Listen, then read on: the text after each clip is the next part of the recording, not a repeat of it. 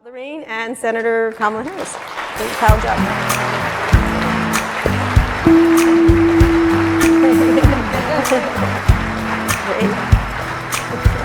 Hi. Thank you. Why don't you grab? I'm on the end here. Okay. Great. Oh, look, we all dressed alike. Look like a girl. Look like a girl gang right now. All right, except you have better shoes. So I'm not the same. All right. I don't think I said I was nervous. Well, I thought it would be interesting. I thought you would find it more interesting. Well, you're interesting in any light. In any case, I'm thrilled. Maybe it was because I would find it more interesting. Okay, good. Okay, phew. That's perfect. That's perfect then. So we're going to talk about a lot of things. I just recently spent the day at the Emerson Collective, which Laurene runs, and she took me to talked about a bunch of things, a really interesting speech about incarceration issues, which she has at the Emerson Collective. And then we went to visit College Track, which is one of the things that you've been backing for a long, long time. Yeah. So I'm going to start talking, I think, an issue that both of you, is important to both of you, which is immigration. It's been a hot button issue for Silicon Valley, obviously the Trump administration with the Muslim ban, I'm going to call it that. Can you talk about sort of your efforts around immigration? It's one of the things at the Emerson Collective, and then I'd love to get your thoughts on where we are with that. Yeah, so why don't we Kamala's been really active around it too. And yeah. Her first floor speech actually was about immigration. I first was introduced to some of the dysfunction in the immigration system through students in College Track. Mm-hmm. So I founded College Track almost 20 years ago, mm-hmm. and worked directly with students then and continue to now. And our first class of students, when they were applying to college, after having done Herculean work, because they came into College Track, people enter College Track at the end of 8th grade and continue through until college completion. When they were in that inflection point of applying to colleges, students who are undocumented obviously don't have social security numbers, they can't get state or federal funding for their education. Many of them found out at that point that they were undocumented. They found out the circumstances of their birth because they had been brought to the United States as toddlers and very young people, and they grew up here and as Americans, feel as American as anyone else. And I wasn't familiar with that issue either. This was in 2001, 2002. So I thought, well, this is obviously a glitch in the system that needs to be fixed. And perhaps we should go and visit Washington and advocate for the passage of what was called the DREAM Act. So I met with then Senator Corzine and Anna Eshoo, and they both brought copies of the DREAM Act, different versions of the DREAM Act, but very similar to their respective houses of Congress, and it went nowhere. And I, even in 2002, met with tens of representatives thinking, surely this is something that we all see as a net benefit to the United States, and colossal waste of human talent, and it's remained so. It remains so, the same Yeah, situation. so we went through the same, actually, early days, it was the Democrats in Congress that weren't willing to bring it forth, and then afterwards in 2007, it was the Republicans. So it's actually an issue that has not been perfectly championed by either party. I really I'm party agnostic as far as issues are concerned. I just want the right thing to happen, and here we are 16 years later, and we have 65,000 students a year who graduate from high school who are undocumented, who are perfectly capable of continuing their education. And who you've been trying to train to get to higher levels of job security and everything else. You introduced me to a woman who's been here for 27 years or something, 22 years, and she's under DACA, and she's at risk of leaving, which is astonishing. Well, certainly, so President Obama issued the executive order for DACA status in 2012. So since 2012, we've had now 5 years, it was June of 2012, so we've had 5 years of students who've been at least out of the crosshairs of ICE and deportation proceedings. But however, Even though DACA has not been rescinded under President Trump, there are stories of DACA recipients who have already been deported, who are in deportation proceedings, who are waiting in jail. So actually, their status is being challenged even without the revocation of the protection. And there's no policy yet. There's no clear policy. No, I mean, basically, we need a legislative fix. All right. This is federal legislation that needs to happen. All right, federal legislator sitting next to me. Let's talk about this. We talk about sort of the impact of what Trump did in the executive order from your perspective. You obviously all went the opposite direction. So talk about where it is right now. Obviously, it's in the courts, but where is the legislative solution to this too, and how you feel about it? So I want to acknowledge the work that Laurene has been doing for so many years so quietly. She also came up with this term after doing a lot of work on it, and it really needs to catch on. You talked about earned citizenship. Yeah. Which was a wonderful earned citizenship, right? That what we need to do is pass comprehensive immigration reform, and let's think of it as earned citizenship. Let people earn their citizenship, but don't deny them citizenship. What I have seen is a number of things, but I will tell you that what I think is going to be a chasm that we need to fill and deal with. I'm now in the United States Senate. I'm a proud daughter of California. We have an outsized stake in the outcome of this conversation. We have more immigrants, documented and undocumented, than any state in the country. 1 out of 2 Californians was born outside of the United States or has a parent who was born outside of the United States, myself included. We have a huge stake in the outcome of this conversation. We are the 5th or 6th largest economy in the world. We have almost 39 million people. We have a huge stake in the outcome of this conversation. I now serve in the United States Senate, and I'm working side by side with people from all over the country. And one of the things I've realized is that there are a lot of people who are the legislators who will make the decision at the federal level about immigration who do not have any experience with this population, and they also seem, some to maybe have just forgotten the history of our country, which is that we are a land of immigrants. But in a light most favorable to them, and understanding what we need to deal with, I also have a lot of colleagues who are well-intentioned but just don't know who this population is. They've not attended a college track graduation. They have not seen these kids that Laurene is talking about, the dreamers. These people who as toddlers were brought into our country, who, as she said, only know our country as their home. Dreamers who are, the vast majority of them, in college or serving in our military or working in Fortune 100 companies. Some number, like almost half of the thriving businesses in California were started by an immigrant or the child of an immigrant, right? And what I'm realizing is so many of the people who actually could be leaders in getting us to the point that we pass comprehensive immigration reform, they just don't know this population. And I'll tell you how I figured that out. There was one moment, but many things that led up to it, but this one moment. So I serve on many committees, Budget Committee, I am on the Senate Intelligence Committee, who would have known, the hottest committee in town. I'm on, yes, the Homeland Security Committee, and I'm on Environment and Public Works. So Homeland Security. So the Senate has a responsibility to confirm, if we believe it's appropriate, the appointments that the president makes to, as it turns out, his cabinet. And so in the context of Homeland Security, I then reviewed the president's nominee at the time, General John Kelly. And there were a number of questions that were being asked of him during the confirmation hearing. And when it came to me, I asked him about DACA. Yep.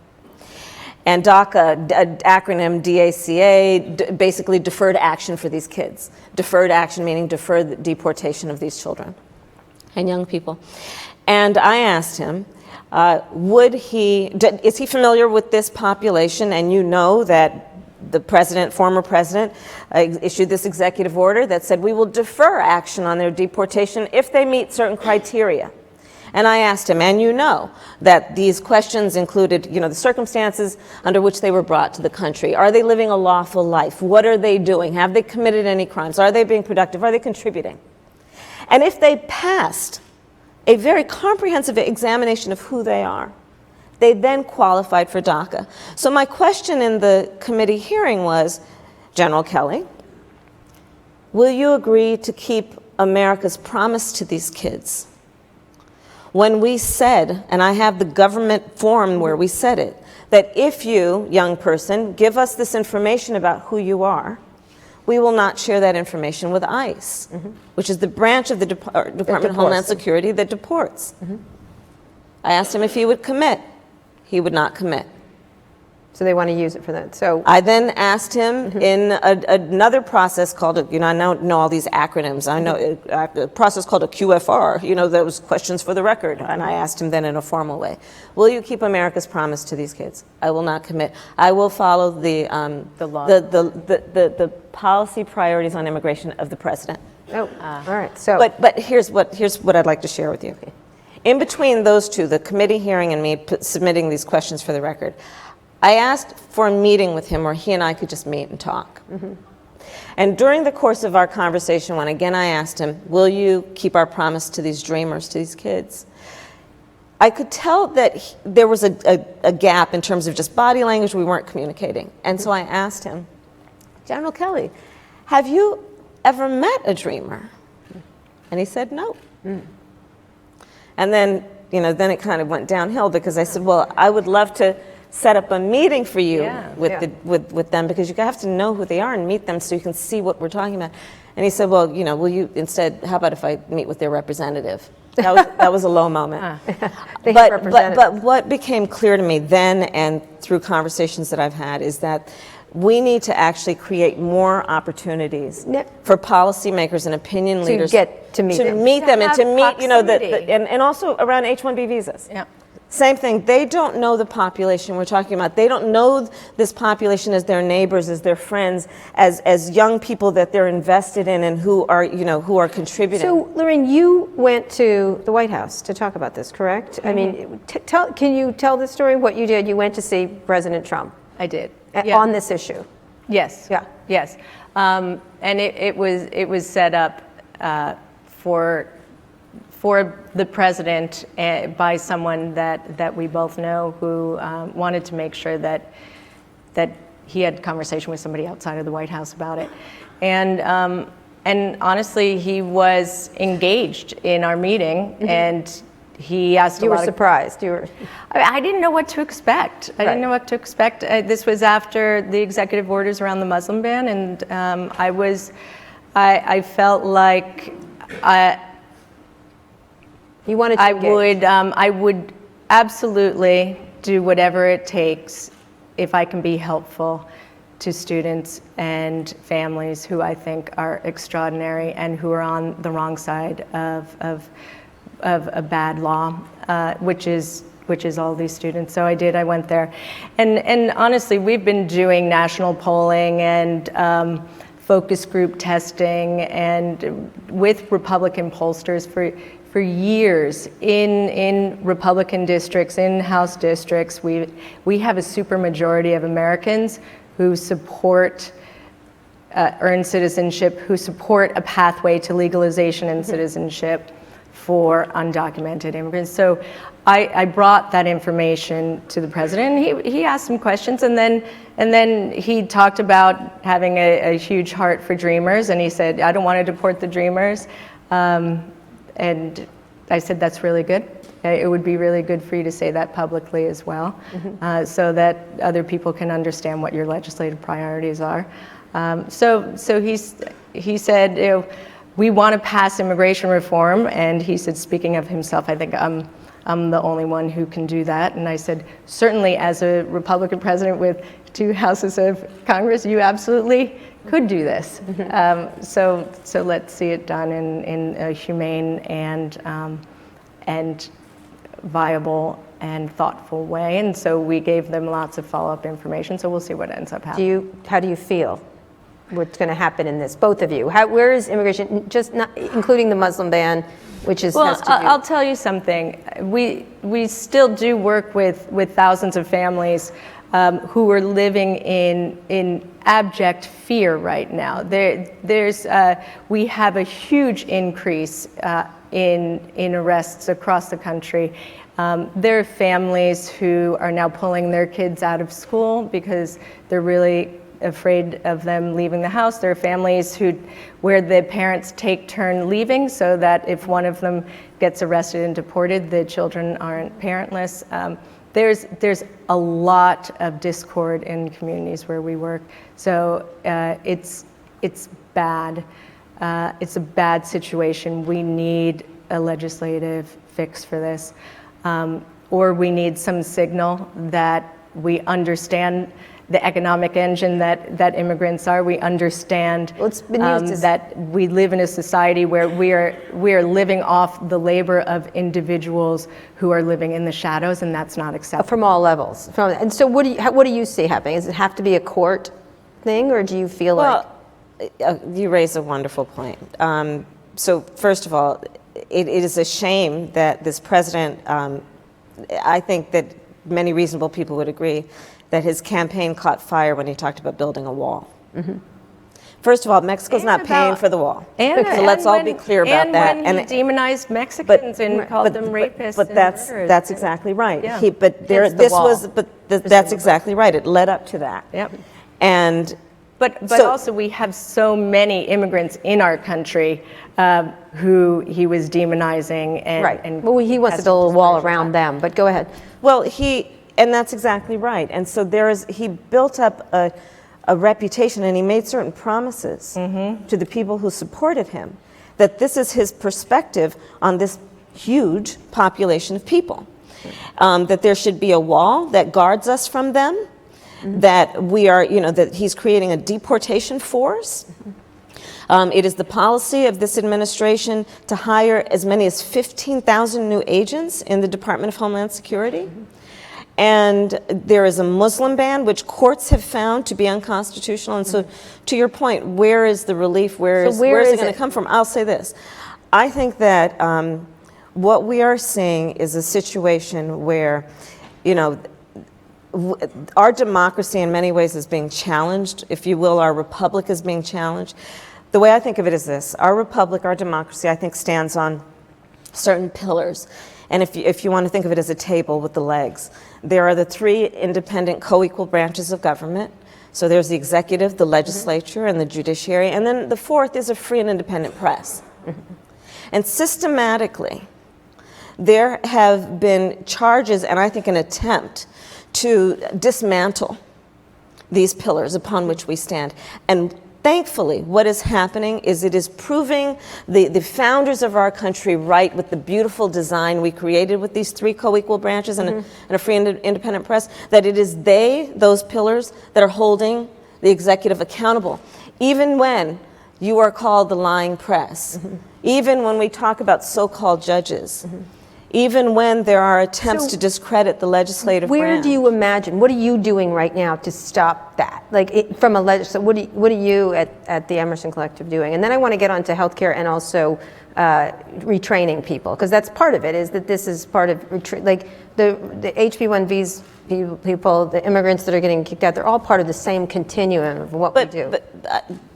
I think that you are right to connect these points, because part of what we are also seeing is, it's a false choice, by the way, that the American people and the American public is being offered, which is, the inference is those people are taking your jobs. So we're going to build a wall and cut off H-1B visas, and because those people have taken your jobs, which by virtue of sealing them off, we're now going to give back to you.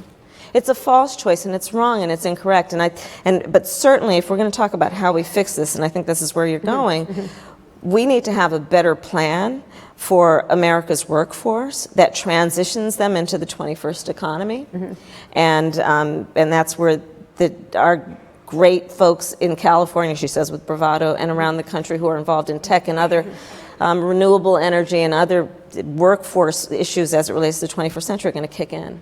I think that's absolutely true, but it's also true that a lot of the response and the phenomenon of the 2016 election wasn't economically motivated, it was culturally motivated. And there are good pieces about that, a good analysis that's been written, that people feel like they don't recognize their country. And so there's a lot to unpack there. Which also doing, what people which don't you've been know. doing going around the country with photographs. Explain, for example, your Okay, project. yeah, that's this something is else. kind of a fascinating way But to something do it. that I'm not sure people in the audience know, which is important to know, is that we've actually had a net outflow of people on our southern border since 2014. That's right. And it's a small detail, it's an asterisk that most people don't speak about. So it just adds to the ridiculousness of the wall. But some of the things that we've been doing, certainly in this year,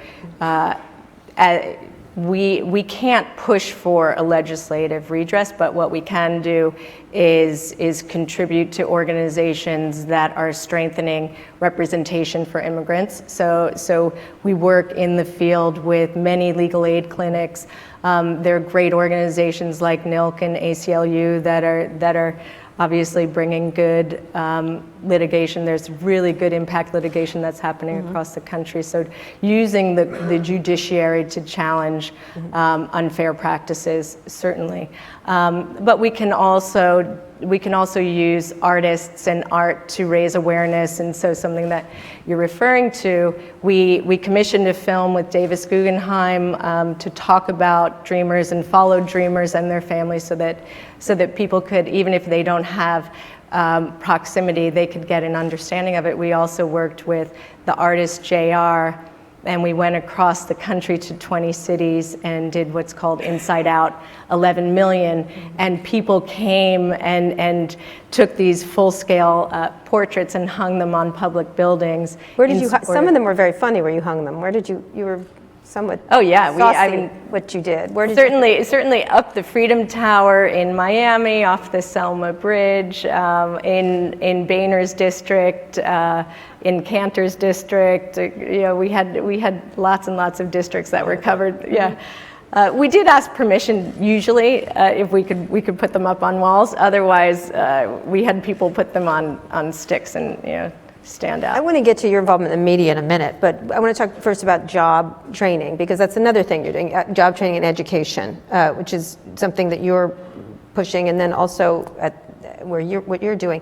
Talk a little bit about that concept, because a lot of people are worried about, you represent the state that is bringing us robotics, automation, AI, and possibly the end of all jobs. I'm not gonna, you know what I mean? Like, you hear that, and that's probably one end of it, and then you have the tech companies saying it's all gonna be great because you'll just think of something and Amazon will deliver your fidget spinner without even knowing that you want it, kind of thing. Right. How do you bridge that gap? Because you want to get people trained in the jobs. How do you look at that? And do you think legislators really understand where the population's going in terms of workforce? So part of the issue is that I think that a lot of, sociologists are talking about there's a divide in our country that is really, there's part of it that we can attribute to the rapid growth of technology, and the ubiquitous nature of it.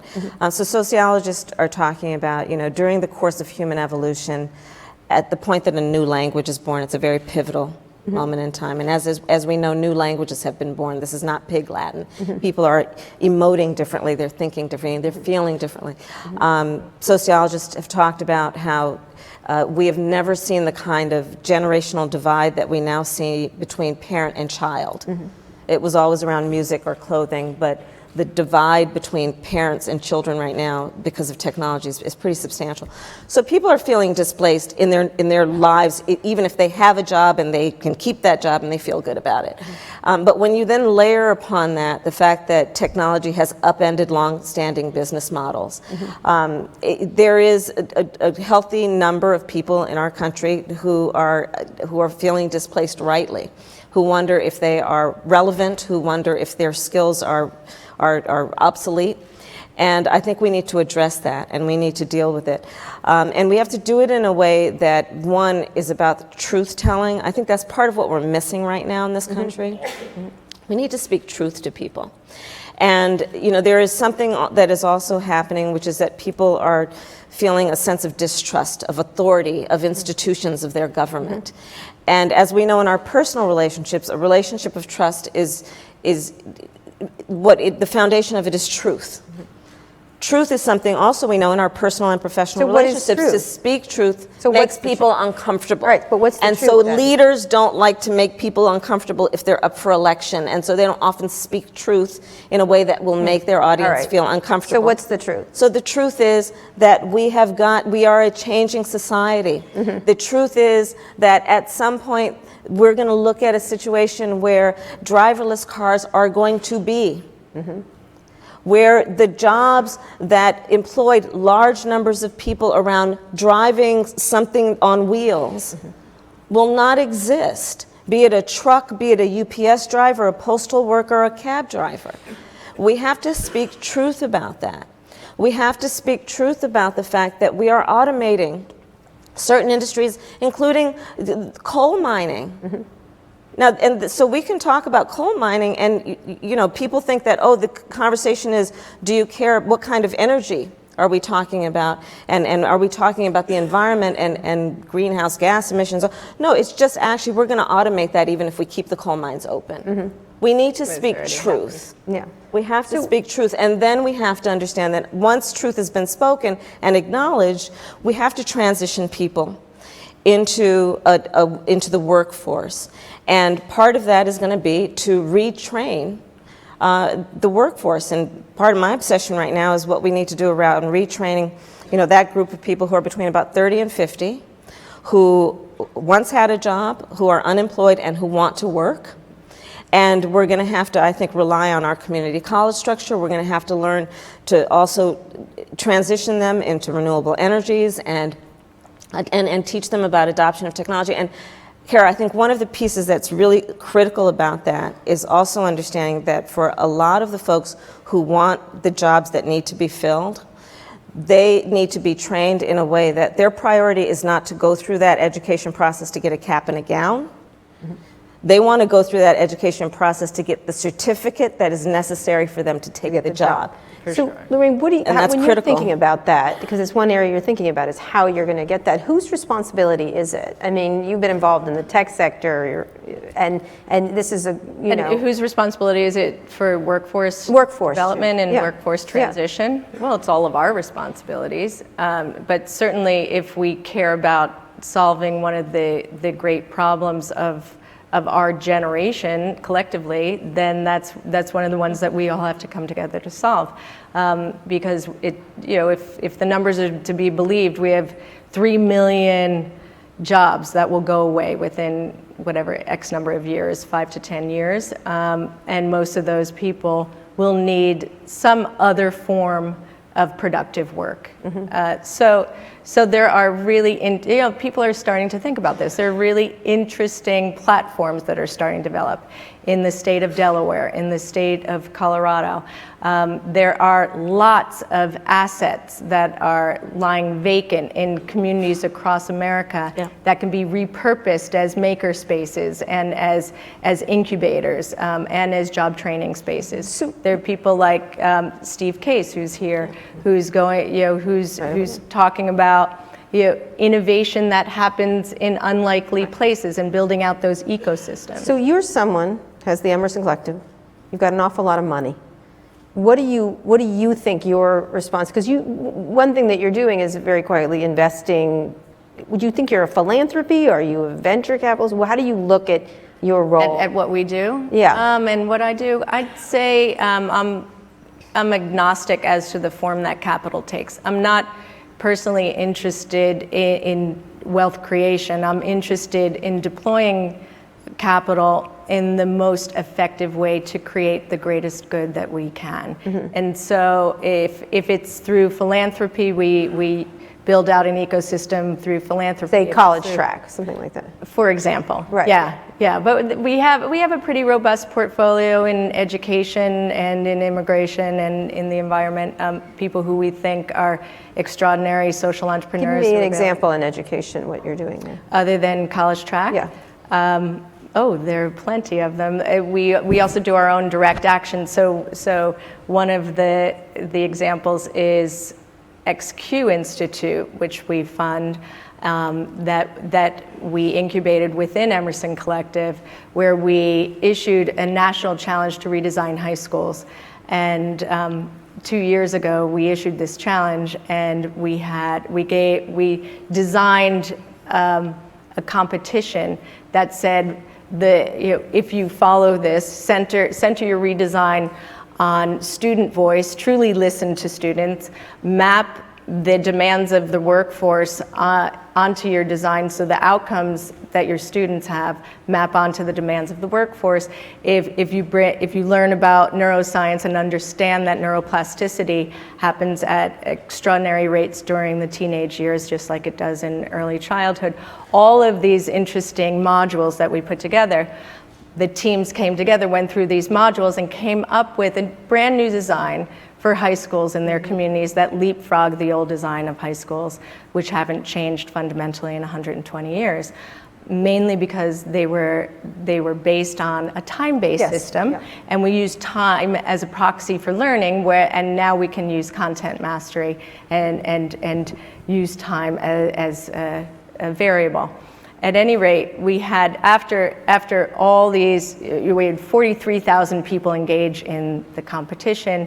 We had 700 full-fledged applications from every country, every state in the country, and we ended up naming 10 super schools. And so this remains one of our initiatives. We're working with these schools. We have, we've developed out new standards and evaluation and teacher training programs, and so that's the kind of thing that we do ourselves. I'm going to get to whether you're going to be president or not in a second, but or you're running for president or not in 2020. But you also are investing in media. You're not Jeff Bezos, but you've been pretty quietly investing in. Well, you can't invest quietly in media. No, that's true. You're actually, that's why you know about it. Yeah, exactly. Because we're all gossips. No, but you actually have to be public about it. Yeah. So you have investments in California Sunday, is that correct? Mm-hmm. Where else? Where else have you? Anonymous Content, Macro Media, which is a new studio, and Ozzy. Ozzy? Yes. So why are you doing that? Because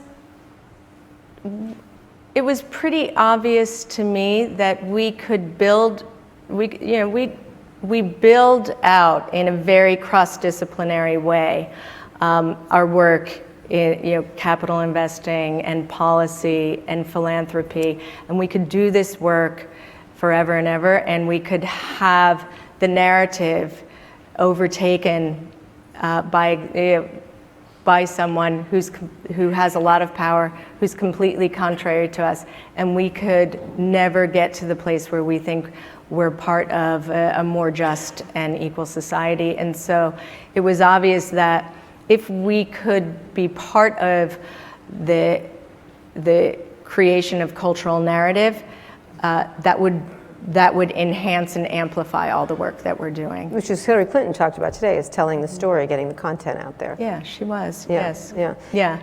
So these are early days for us, but that's the idea behind it. We want to inspire the kind of stories that we'd like to see told. Do you ever see you buying something bigger, like the New York Times, for example? Is it for sale? It could be for you. You could afford it. Well, I'm sure a lot of people could afford it. I didn't know it was for sale. No, but I'm just saying, would that be something I could broker for you? No, no. Honestly. He asked for a check. He did, being Paquette. I heard you talking about the VIG earlier. The big check. I know it's on your mind. I know, but he did talk about getting a big check. He would take a big check. Yes, I would. Oh, he did? Yeah, a big check from someone who's nonpartisan who wants to help media. That reads like you to me, but well, okay. I do think it's a national treasure that should be preserved. But do you think that way about media or not? Sure. Yeah. I mean, we think in big ways. We also are supporters of nonprofit media, like ProPublica and Cal Matters and Grist and Chalkbeat, and the Center for Investigative Reporting. There's some amazing media companies that are also in the nonprofit sector, so we're happy about that. StoryCorps, I think, is one of the great nonprofit media properties. Absolutely. Now, Senator Harris, we have just a little more time there and get some questions. What's it like in Washington right now? What is the mood? I mean, obviously, healthcare is a big issue right now in the Senate. What's it like being there right now? How do you feel? Yeah. You know, one of the things that captures it is, so my husband and I, we have she just turned 18 this weekend, 18-year-old, graduating high school. And she asked me to come and speak to her class. And I did, and one of these smart seniors asked me, what are we going to do about a divided America? Mm-hmm. And I looked at her and I thought for a moment, and I said, I actually reject the premise. I don't believe we are a divided America. And I'll tell you why. When the vast majority of people wake up at 3 o'clock in the morning with that thought that is rattling us, with that thing that is worrying us, when we wake up in a cold sweat, worrying about that thing at 3 o'clock in the morning, we are never thinking about that thing through the lens of being a Democrat or a Republican.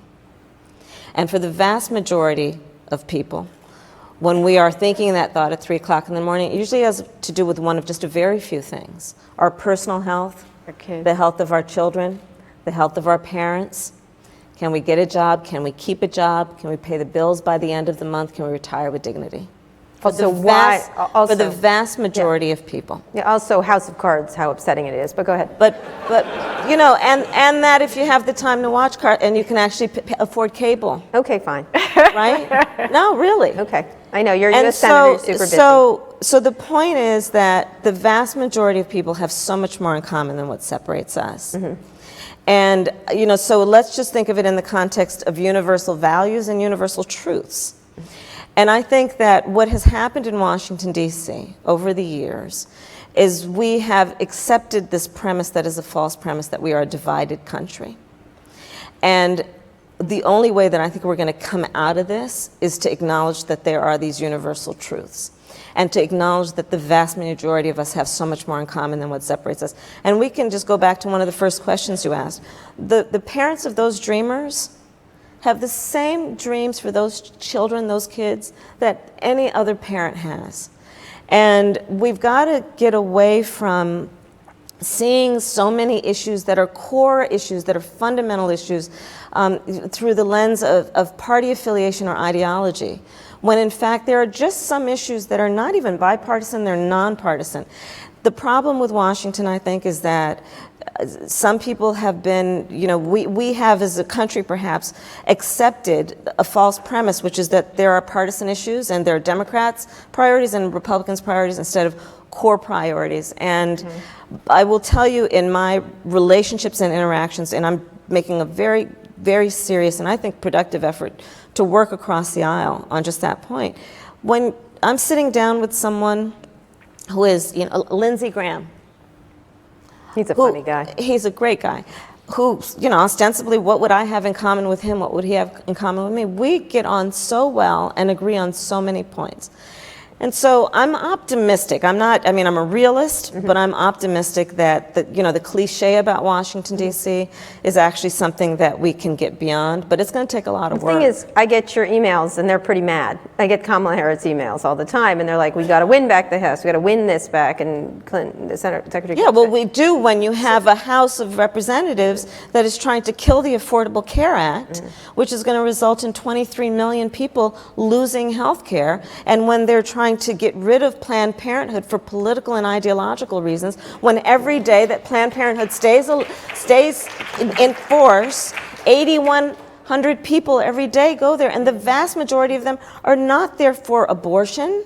In fact, only like but for family planning. And family. Yeah. And so yes, I get upset about that. Yes, I get upset when someone says that it's okay to ban people coming from countries based on the God they worship. Yes, I get upset when we say we're going to shut our door to refugees who are fleeing such atrocities and have been standing in line for 2 years to qualify for refugee status, and they arrive here and we turn them away. Yes, I'm going to get mad about that. Yes, I'm going to get mad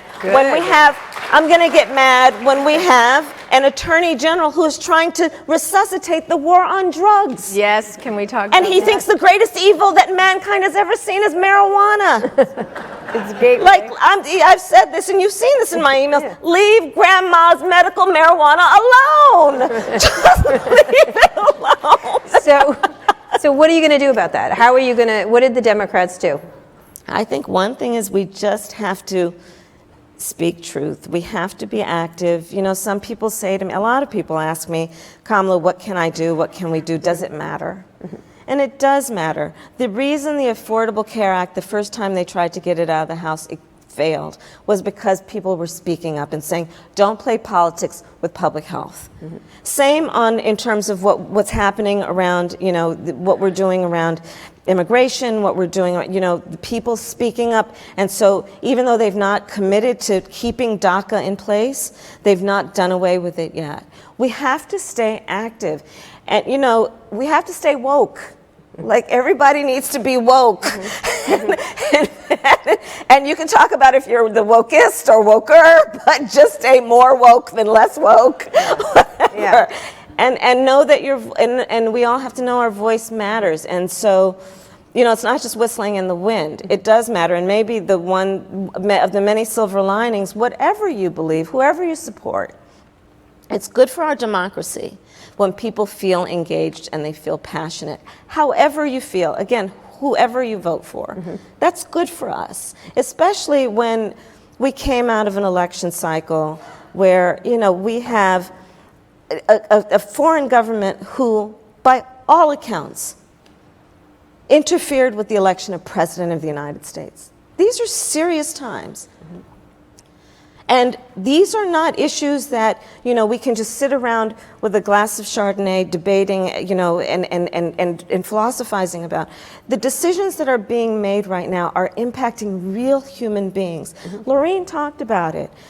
There are children who are not being sent to school because their parents are worried that they will then, those children, come in contact with authorities who will deport the parent.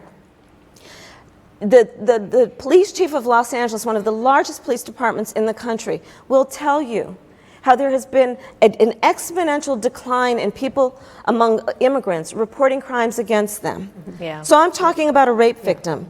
I'm talking about a victim of domestic violence, in of child Houston- sexual assault, who is Sorry, not right. reporting a crime against them because, let me tell you, and I know this from prosecuting cases, that victim of domestic violence, let me tell you, the one instinct that a woman has that is stronger than anything else is to protect her children. And she will not report a crime against herself if she thinks she'll be removed from her children and can't protect them. These are the times in which we're living. And so we have to be active and we have to speak out. And so, yes, there are certain emails and texts that I send out with an exclamation point. All right, okay.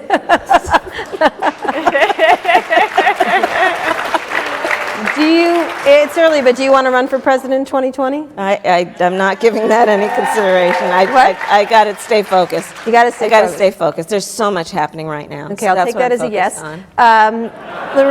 Lorraine, the last question, then we'll get to questions. You were just saying we should bring that up. Was it the environment or? No, that was Sessions. Sessions. That was just about. So you would like to keep your medical marijuana also, in other words, no, or no, the Grandma's medical marijuana. No, but just the incarceration. Yeah. That he's rolling back criminal justice. Last thing I'm going to ask you, and then we'll absolutely get to questions, is you are making a lot of environmental investments at the Emerson Collective. Paris Accords.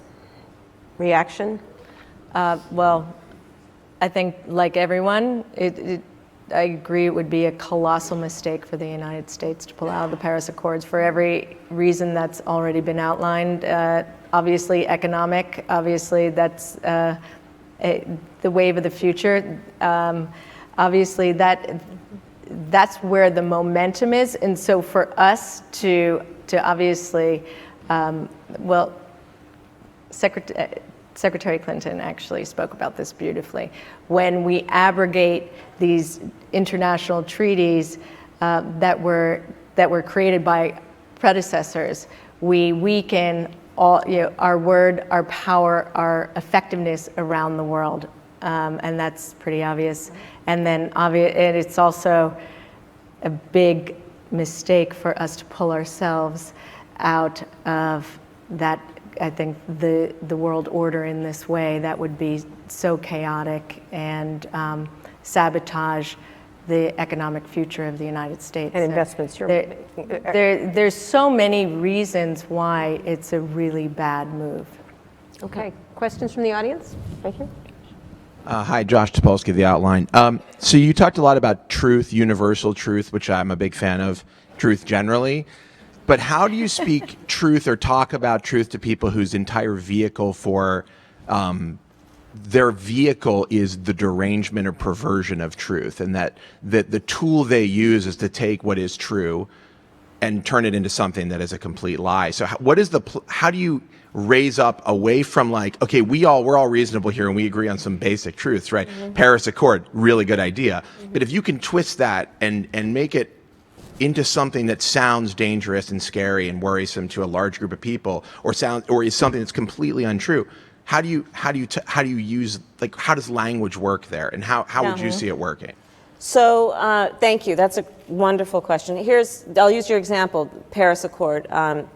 The way that I might think about talking about it is not about necessarily greenhouse gas emissions or about scientists. And my mother was a scientist. I love science and I love scientists. But I would talk about it just based on just the basic fundamental issue there. Everyone needs to breathe clean air and drink clean water.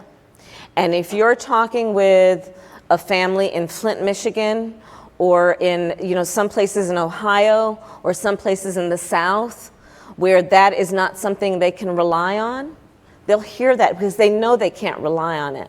And that's a universal truth. And I think we have, there's in certain African countries, when you meet someone for the first time, the greeting is not pleased to meet you. It's, I see you. I see you. I see you in your full relief in all the contexts and parameters in which you live. So I see you, the mom who is trying to get her kids to school every day, and you understand, and you understand something about what her existence involves, including that she just wants her kids to have clean water and clean air. Seeing people in the circumstances in which they live, and then talking with them in a way that acknowledges that we see them for all the dimensions of who they are. That's what I mean by universal truths as much as anything. And Laurene, since you own media and thinking about this. I think, though, what you're asking is how do we combat the malfeasance and a lot of the manipulation with evil intent that we've seen in this last election and in the last year. And I think that responsibility actually rests on the shoulders of the tech community to figure out how do we look at this, how do we recognize that this is happening, and what are the next steps. So, the great thing about people in this audience and all the companies you represent is that we're problem solvers. And I think people really need to think about how do we get back to that place where we can acknowledge and recognize the same base of facts and truth, because we've lost it. Yeah. But I would also add that I think it's really important that we don't, that there's nothing about our tone or the inference of what we're saying that suggests that people who voted one way were less intelligent or informed than we are. That is a mistake, because it's actually not necessarily accurate. And so there is that part of it, which is in speaking truth and wanting to then convince someone that the Paris Accord matter, that greenhouse gas emissions are a real threat, that CO2 is a real threat.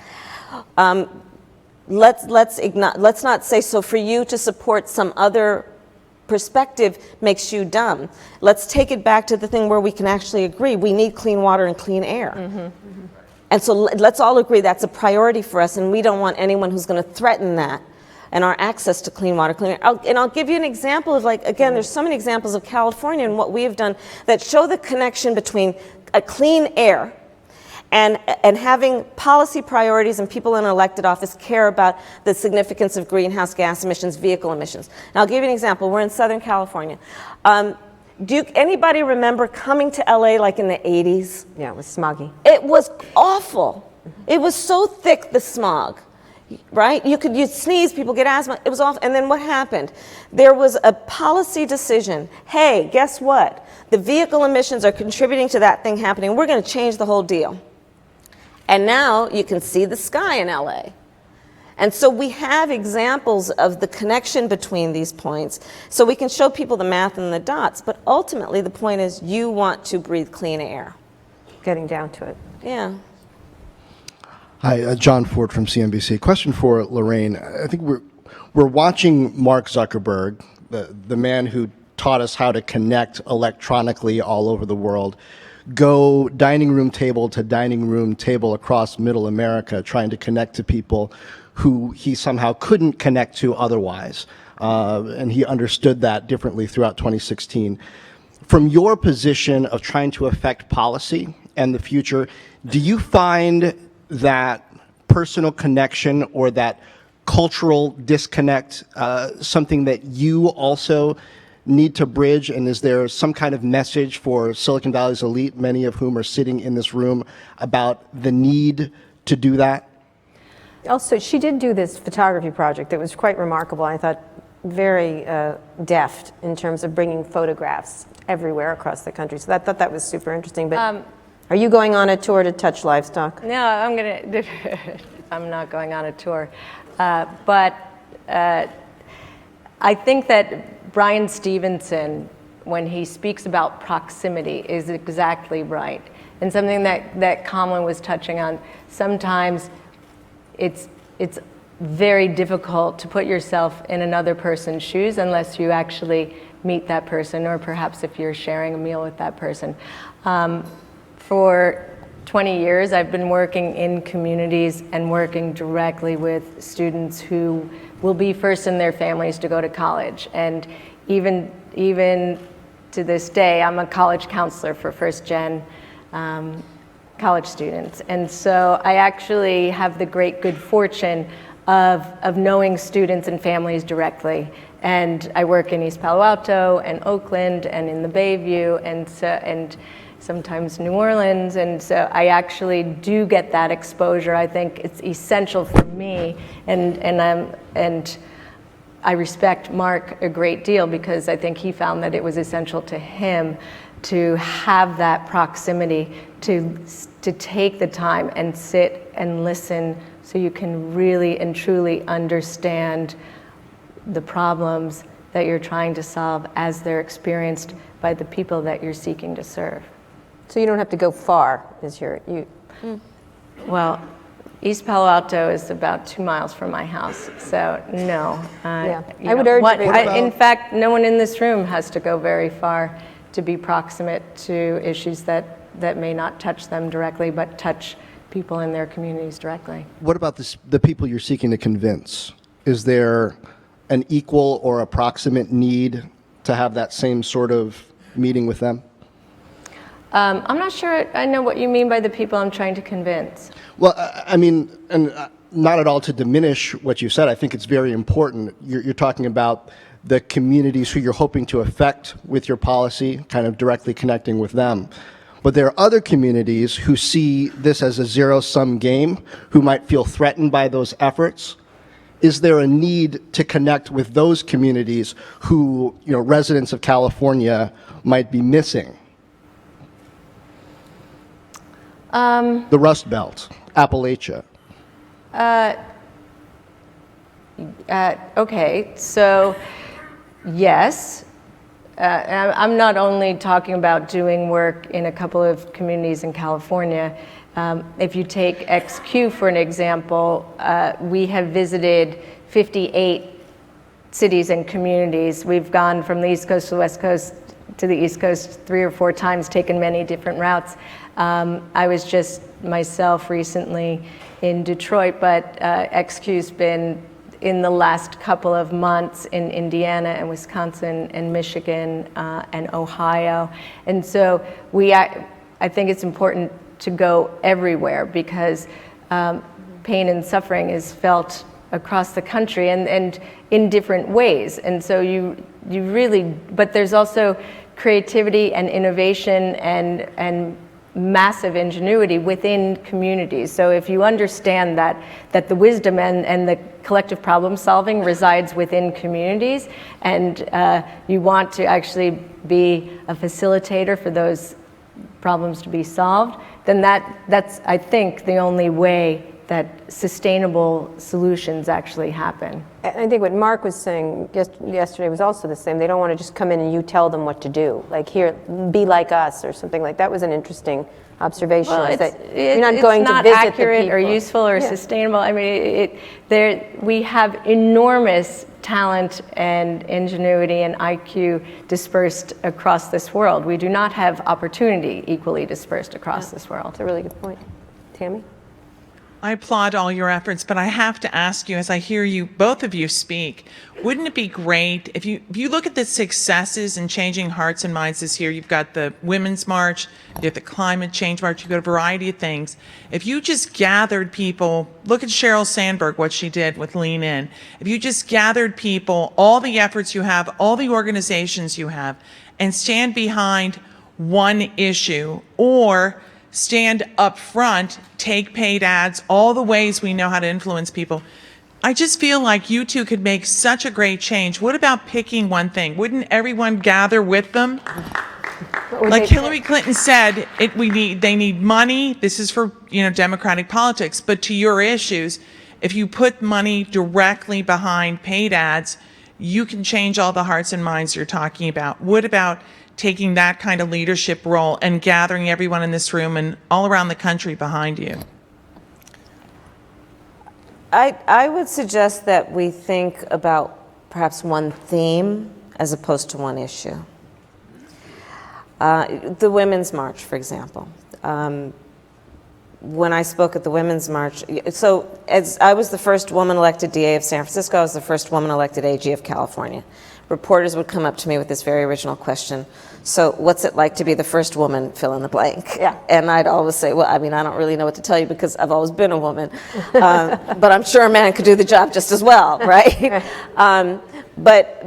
So then people would come up to me, okay, but talk to us about women's issues. And I would look at them and I'd say, I am so glad you want to talk about the economy.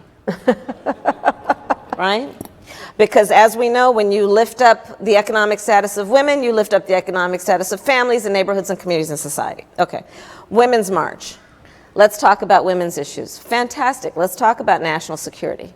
Let's talk about climate change. Let's talk about criminal justice reform. Let's talk about immigration.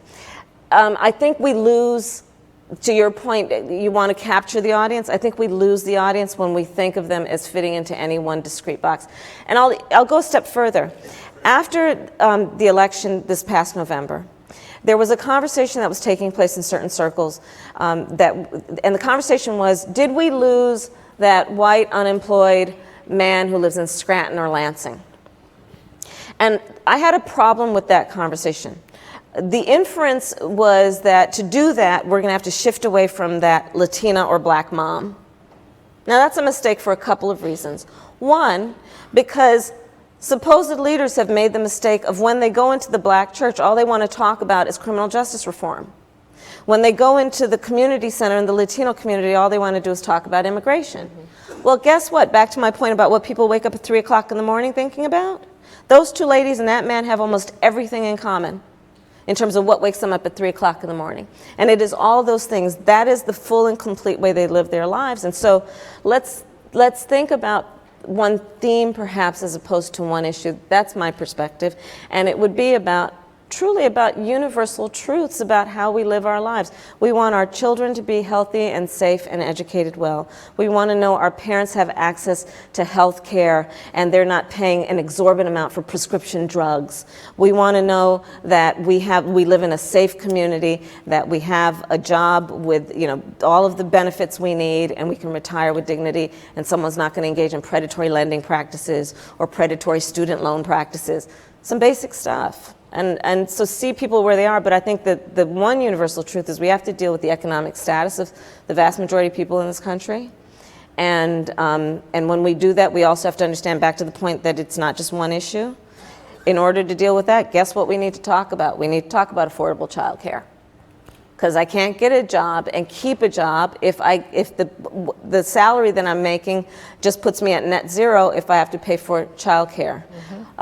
So I would suggest that we multitask. And Laurene? Laurene? Well, I think what you're hearing is that when you pull a thread, the entire fabric comes. When you're working with individuals, there is no silver bullet, unfortunately. There is no single issue. Everything is connected, and everyone is interconnected. And so at first, when I first started out 20 years ago, I was of the same mind, and I thought that if we could just give an excellent education to every student, every classroom that we work with, that will change their lives, and thus it'll change their families' lives. There will be ripples upon ripples, and then families and communities will change. And while it's true, and there's great beauty and power in one life changed, it's also not true at all, because those students who are the first in their families and they have entirely different educational outcomes than everyone else around them, they, as much as they want to return to their communities and be part of the change of their communities, there's no job for them once they're college graduated. And they're also, when they're the first in the family, they're also the translator. They're also the one in the family that solves problems. And so they have to figure out immigration status, and they have to figure out how to support their parents, and they have to figure out how to get child care for their siblings, etc. So, and then the whole issue of healthy water and soil and air comes into play. And then, and so once you start trying to remove obstacles for individuals and unlock human potential, you realize there are concentric circles that you must work in if you actually want individuals to have sustained change. Right, but if you stand in front of an audience, go to the National Mall and say what you said, people would follow you. That's my point. So are you running in 2020? Well, one of us should. Yeah, I mean, it's like, Karen, did you have I think we'd all support you. Thank you so much. This has been a great panel. My name's Karen Friedman. I'm a consumer advocate in Washington, D.C. I work with thousands of retired truck drivers and construction workers who are losing their pensions.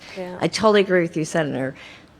These guys care about keeping the promises made to them, but they also care deeply about their children. And, you know, I've been sitting here for 2 days, and I've been amazed at the innovation in this room, but these very people are sort of feeling lost in this new economy. This is sort of a question for both of you, but what about like a New Deal? Something that I know now because everybody's anti-government, but why can't we create something between Silicon Valley, philanthropists, the government, to create jobs, to create, you know, a retirement system that works for the future? You know, you'd have the tax base to pay for it. You could do retraining. You could create new jobs in this economy. Because I don't think that, you know, the thing that's been really hitting me listening to people is that, you know, these guys are the innovators. They're not going to solve all the problems. Government still has that role. So I'd like your opinions on that. briefly, and then drinks. Go ahead. Well, New Deal? I'll say what, absolutely. I totally agree with you. And at Emerson, we talk about it as Social Compact 2.0. We need to forge a new social compact, recognizing all the realities, all the things that we know now, our connectedness, the opportunity, the connection between business and government and civic society. So I agree with you, and I think it will take everybody in this room and many, many more people to gather around and reframe how we want to be on this planet. I agree, and I agree with the capacity of the people in this room to really be a part of a a substantial coalition is profound. And it's about, government has to be a part of this. And I know that there are a lot of folks who would just like government to leave them alone and let them do their business, but government exists. And government has a unique ability to allow what we're incubating here to scale up. And that's an important thing to always remember. Government has the capacity to scale up. And so, and it also has to be about the application of technology to everything that we are doing. So I'm also obsessed with the need for adoption of technology by government, because that's a huge issue and a problem. And so that's where the tech industry and all of the leaders come in.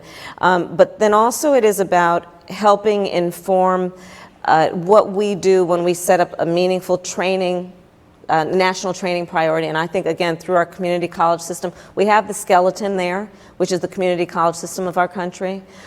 2-year, give people a 2-year process of getting, and it's not about a degree, it's about a certificate. When they want a job, not a cap and gown. Yeah.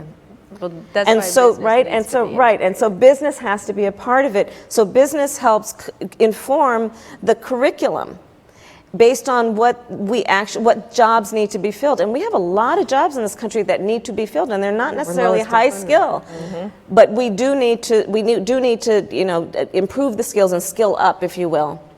And that's going to be, it has to be a public-private partnership. And this industry will be a phenomenal leader in that partnership. And we should talk about how we're going to continue to have everyone get together in one room, so to speak, a virtual room, and work on this. All right. I'm so glad you're friends, because you're very interesting together. Thank you so much. Thanks, Kamala Harris. Great job.